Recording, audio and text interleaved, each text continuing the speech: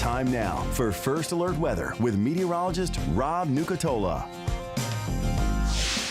You know, it's not so often in January the least interesting part of our forecast, the temperatures. But right now we got a lot of numbers way up in the 60s. I think top temperatures today might get close to 70 before they start going the other way when the winds change direction later this afternoon.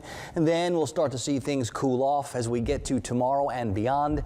Now the temperatures start to become the more interesting part of the forecast. But for today, we've got showers, we've got storms, we've got the red banners going. So we've got to expect a more busy morning with those showers and storms that are still a couple hours off to the west.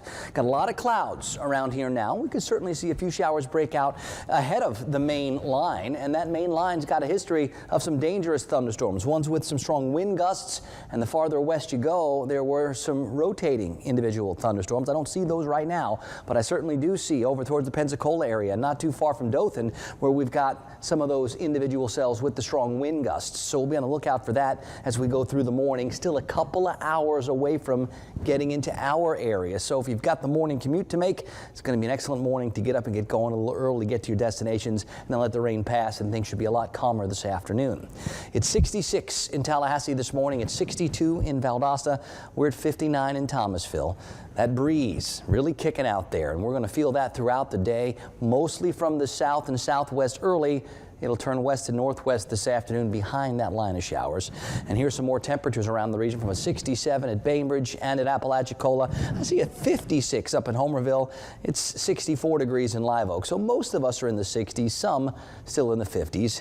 And here's that wind I'm talking about. So many spots up over 15 miles per hour, Bainbridge up over 20 miles per hour. And these are the sustained winds. That's what you hear, that's what you feel outside currently.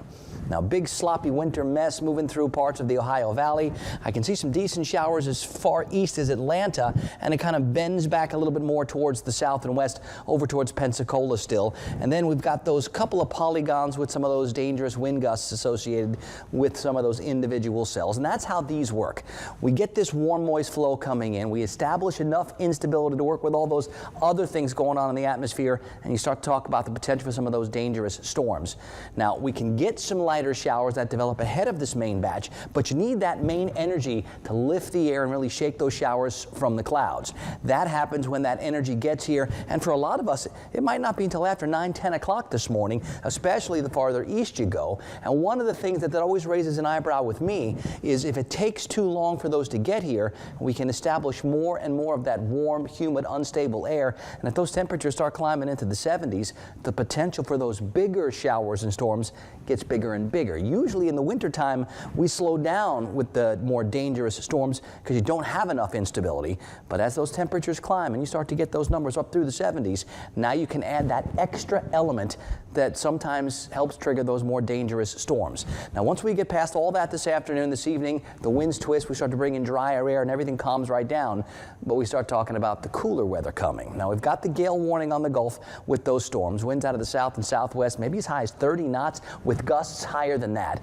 I'm going to put the rain chances at 100% for the morning hours. We're going to get wet. 50s, 60s for temperatures, definitely windy. Those showers, those storms, still a couple of hours off to our west. This afternoon, the showers start to end from west to east. Most of us will probably see those temperatures top out someplace near 70 and start going the other way when the winds twist to the northwest. Tonight, we begin clearing. We begin cooling.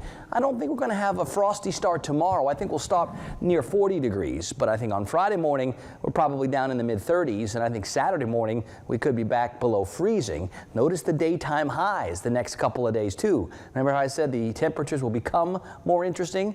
Tomorrow, breezy and highs that don't want to quite reach 60. That's kind of cold.